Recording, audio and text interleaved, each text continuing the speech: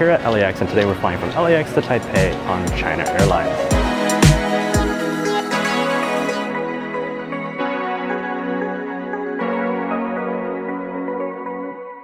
When we arrived at Tom Bradley, we were met with a small hiccup. The check-in counter wasn't open yet, so we had to wait around for like 15 minutes or so. Tiffany and I are traveling with one carry-on and one checked bag, and my sister and her fiance, who are traveling in economy, have two carry-ons and one checked bag.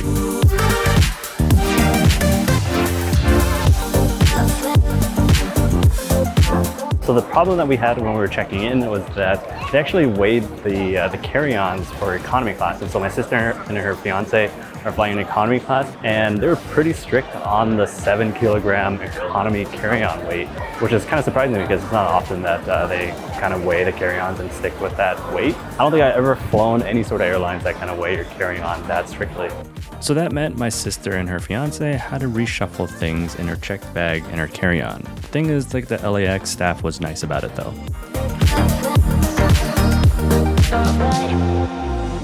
After going through security, we headed to the lounge, which is located on the 5th floor of Tom Bradley.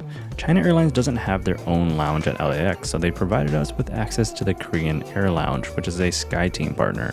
I've been to this lounge plenty of times, maybe half a dozen times in the past, because it used to be a Priority Pass lounge. However, it's no longer a Priority Pass lounge and is primarily used for premium cabin and SkyTeam elite members departing out of LAX. The lounge is spacious and has plenty of seating. The C-shaped seats with the small side tables and the individual couch seats near the front seem to be like the quiet area. There's also a terrace that overlooks the duty-free shopping area in the terminal.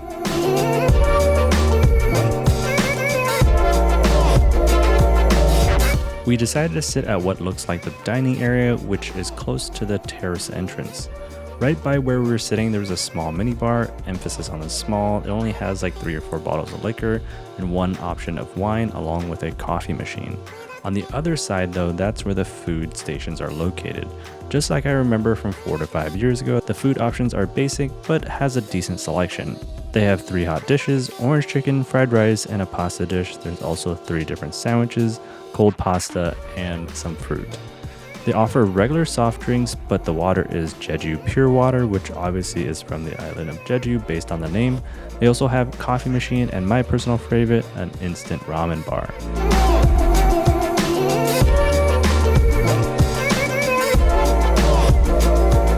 This is the food I got.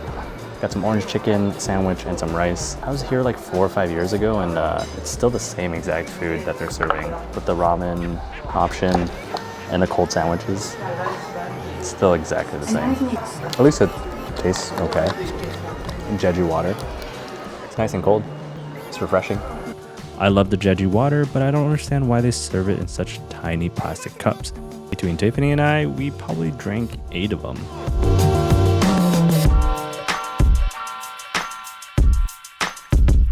Now it's time to head out to our flight. Tom Bradley has some of the best airplane views. They get all the wide body planes from Asia and Australia, and they get pulled right up to the glass.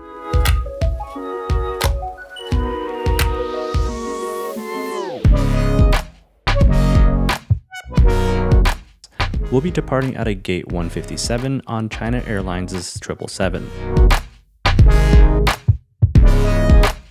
They have signs for different classes and zones. What I found interesting is that they board economy from the back of the plane to the front of the plane. When we're boarding, the jet bridge is split. Business class boards from a different jet bridge and economy boards from the rear jet bridge. As we stepped onto the plane, there was a welcoming flight attendant that pointed us down the correct aisle. This is the main business class cabin, and we're not sitting in this cabin because we chose to sit in the mini cabin. And one of the reasons why I always pick the mini cabin is that there's less foot traffic, especially because there's no bathroom behind me, and so nobody is really getting up and walking past my seat. It just feels a little bit more private. I'm seated in 23A and Tiffany's seated right in front of me. We chose these seats because we prefer window seats. The cabin is arranged in a 1-2-1 configuration. The 2 seats in the middle are angled towards each other, while the window seats are angled away from the aisle.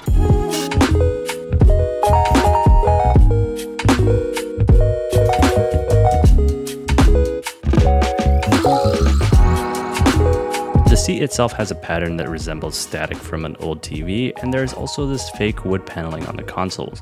In the photos before the flight I thought it looked ugly, but seeing it in person it looks much better. There are 2 storage cubbies, one of them is a very shallow one while the other is deep enough to store the provided headphones and slippers. The storage space also contains an electrical outlet and the remote for the entertainment system.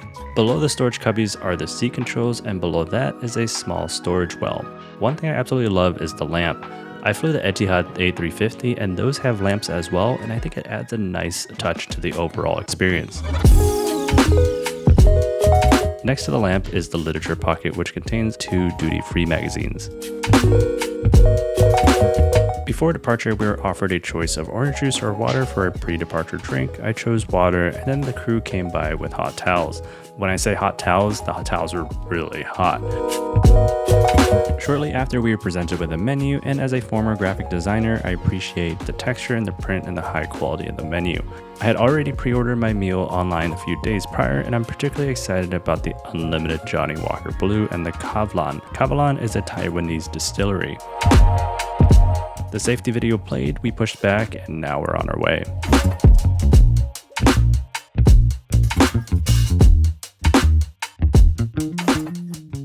Shortly after reaching cruising altitude, the flight attendants quickly provided the amenities kit. The kit was contained in a black bag, and inside was the North Face amenities kit. It's an interesting brand choice in my opinion. The kit included hand lotions, hand sanitizer, and lip balm by Spreckenhaus, a toothbrush, eye covers, a comb, and a lanyard to attach to the amenities bag.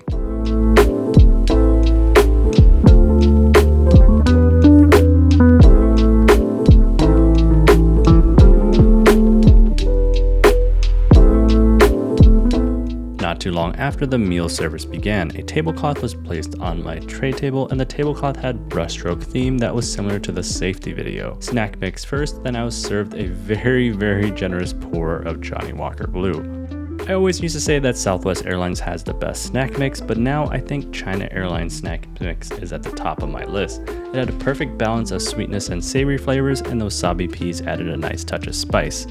The first dish served was a side salad, a bread roll, and some veggies and smoked salmon. But before I could start with the food, the flight attendant surprised me with some garlic bread.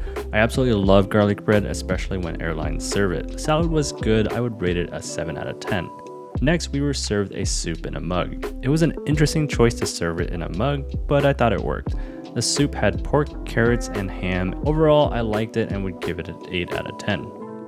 The main dish was a shrimp, scallop, and pasta dish. They can work on the presentation, and it tasted okay. I probably wouldn't order it again though. However, I must admit it was the entree that I selected online, so I take partial responsibility for that. For dessert, we were served a double header, a plate of fruit and wine poached pear tart. The fruit was beautifully cut and nicely presented, but the tart was a little too sweet for my liking. Nevertheless, I did finish all the wine poached pear on top of the tart though. I'm starting to feel like China Airlines is a little underrated. The food was good, the service was good, the service was quick, which is mostly important because it's almost like 2:30 a.m. In the morning in California where we left, and so it's good that the service was quick. It took about 30 minutes for the full meal service, and they were running back and forth pretty consistently. Got done here pretty quickly. Thoroughly enjoyed that. Now let's go check out the bathroom. I'm gonna brush my teeth and get some sleep. The bathrooms are spacious and clean, and they were kept clean throughout the flight, like really clean. They were well lit with the lights in the mirror, and there's also a window in the bathroom, which is pretty rare for Boeing 777 planes. Now it's time for some sleep. Everyone is provided a comforter, a mattress pad, and a pillow. The flight attendant offered to make my bed for me, but I refused and I did it myself. I prefer making my own bed rather than having the flight attendant do it while I stand around watching.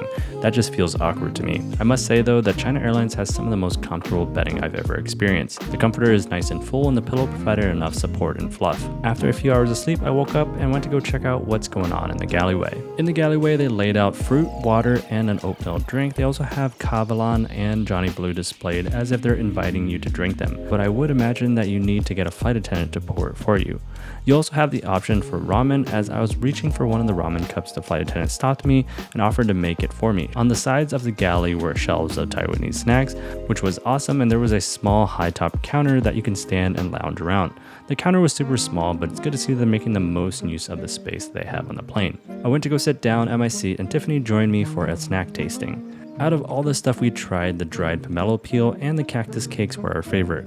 The flight attendant then came by and dropped off the ramen. While the ramen was good, I totally forgot there were other snack menu items that I should have tried.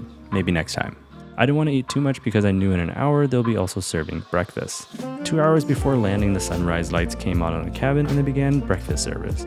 It started with a super hot towel again, and the meal was a traditional Chinese congee with a bunch of side condiments and a bowl of fruit and a salted egg. I've never peeled an egg on a plane before, so this is a first. I love that they served congee. I think it's the perfect savory breakfast food and everything tasted great. I brought some snacks back for my sister, and then Tiffany did some duty-free shopping. I don't know what this product is, but Tiffany said it was a lot cheaper buying it through duty-free than what you could buy it for in the States, and she said when she paid in Taiwanese dollars, it was even cheaper.